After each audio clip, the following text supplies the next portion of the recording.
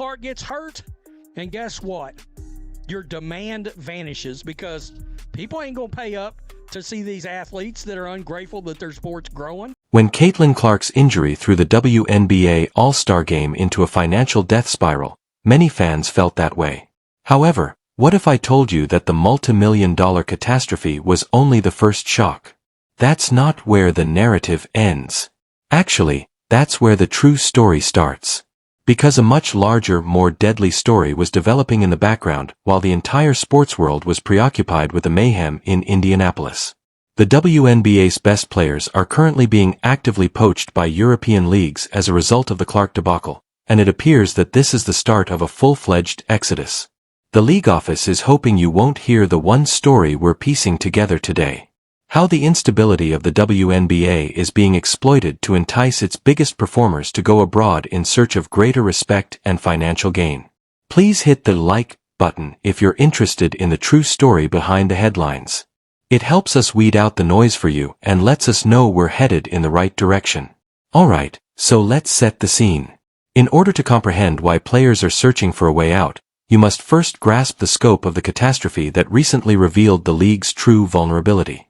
It wasn't just a few fans that had a change of heart. This was a financial vote of no confidence in the WNBA as a product in the absence of Caitlin Clark, a market collapse. The figures are astounding. The get-in price for the game plummeted by 48% as soon as Clark formally declared that she needed to rest her body and was withdrawing from the All-Star celebrations. In a few hours, it dropped from $121 to just $64. Consider that. These were tickets that had previously reached the highest average resale price in WNBA All-Star history, $262. Teams were suddenly unable to give them out. A significant portion of the $10 million economic effect that was anticipated for Indianapolis over the weekend disappeared overnight. The league unintentionally structured its whole growth plan around a single point of failure, as this tragedy demonstrated in the most severe financial terms imaginable. And now that one point of failure is hurt, overworked, and exhibiting symptoms of disintegration. And that's what has opportunistic predators circling from across the Atlantic, my friends, the blood in the water. To be clear though, there is more to this story than just the money. It has to do with why the money disappeared. It disappeared because the golden goose, the league's most valuable item, is being used excessively. At this point, every other WNBA player begins to pay really close attention. This injury isn't just an isolated incident. Caitlin Clark has already missed 11 games this season as a result of 4 different muscle injuries, according to the deep search file. There were 4 of them. This is the same player who, according to records, did not miss a single game in either her debut season of 2026 or her whole undergraduate career at Iowa. She was a woman of iron. What has changed, then? Seeing firsthand what Caitlin Clark is worth to this league, especially to the narrative that is emerging on social media from both fans and critics blames the Indiana Fever's organization directly. There is a lot of conjecture that the team's medical personnel and injury management procedures are wholly insufficient, particularly in comparison to NBA norms. Someone who has the ball in her hands as much as Caitlin, the physicality that she's experiencing for 40 minutes, it causes you to load differently, explode differently, accelerate and decelerate differently, said Stephanie White, Clark's coach, who has been outspoken about the extraordinary physical toll on her. Other players take notice when the most valuable player in the league transforms from unbeatable to prone to injuries in less than a season. They observe a system that was unable to safeguard its most valuable resource. And they begin to pose a pretty basic inquiry to themselves. What's stopping it from occurring to me if they'll allow it to happen to her? And the worldwide predators have been waiting for that dread and that crisis of confidence. Alright, we're going to make some connections that will lead us far into rumor area, but this is the crux of the whole tale and is being reported by reliable industry sources. A shocking report can be found in the deep search file. According to reports, European basketball leagues are already recruiting American players by exploiting the WNBA's instability and these same injury management problems as direct selling points. They actively engage in poaching. They observed the Clark catastrophe take place. They are taking action after noticing the players' displeasure. It's a terrible 1-2 punch, so let's examine what that European sales presentation truly sounds like. They start with the obvious: money. Although this isn't always the case, reports indicate that offers from elite European leagues occasionally surpass WNBA compensation. A higher salary is a simple approach to attract athletes who feel underappreciated and underpaid at home, a subject we will soon discuss. It's the hook. Their agent answers the phone for that purpose. It's not a knockout punch, though. Money has nothing to do with the actual knockout blow, the portion of the throw that is currently landing with horrifying accuracy.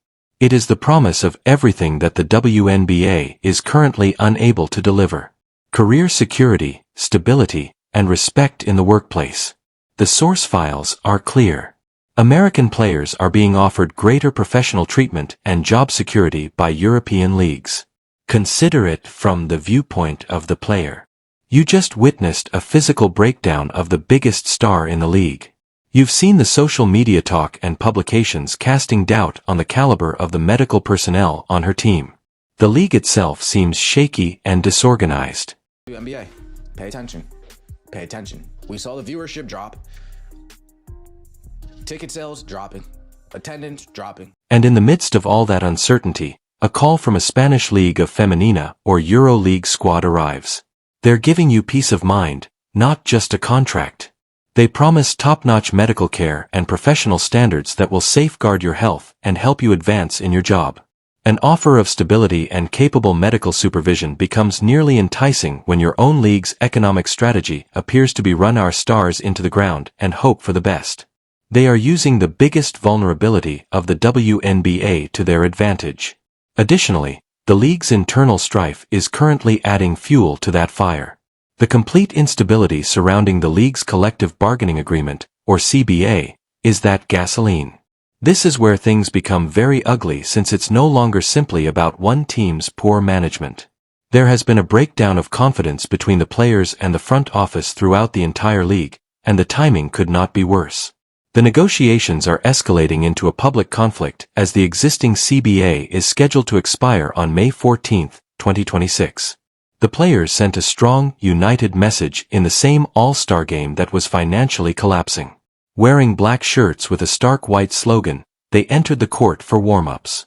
"Give us what you owe us." This wasn't a clue. It was a disrespectful statement made in public. The union's leadership is echoing that frustration.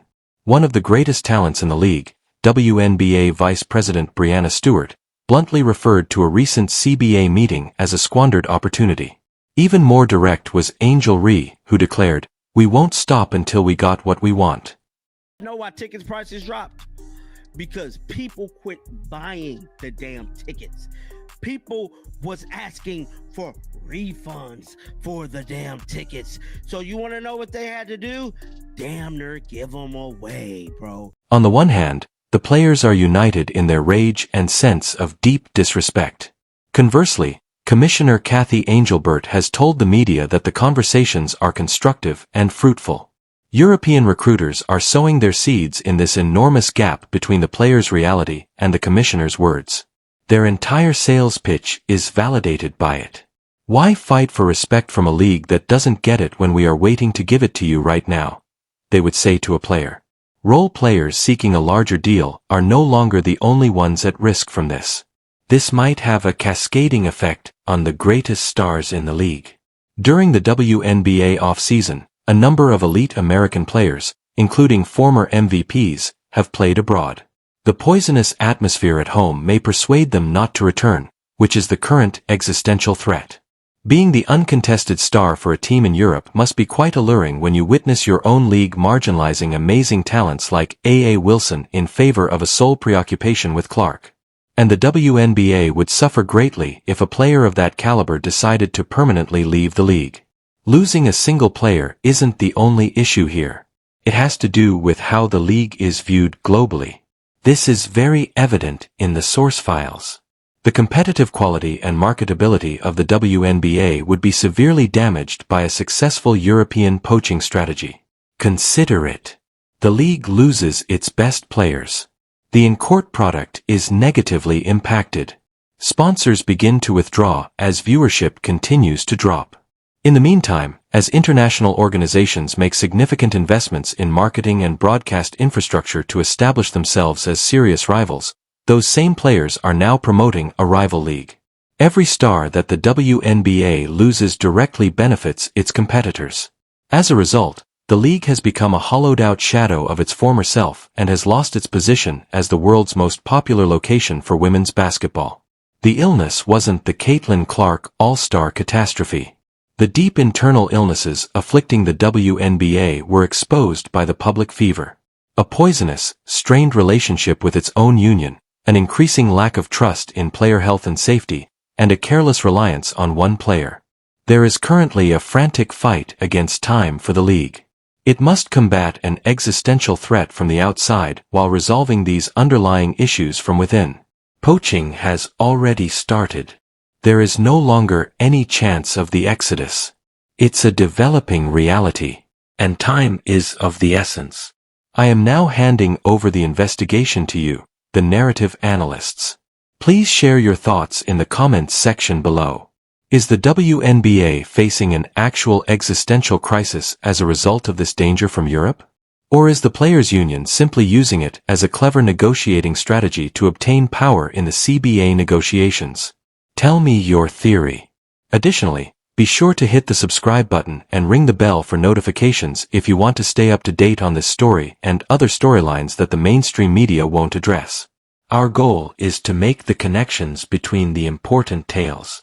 Lastly, please share this film with any other fans you know who should be aware of the true struggle being waged for the WNBA's future. The only way to tell the entire narrative is to carry on the conversation.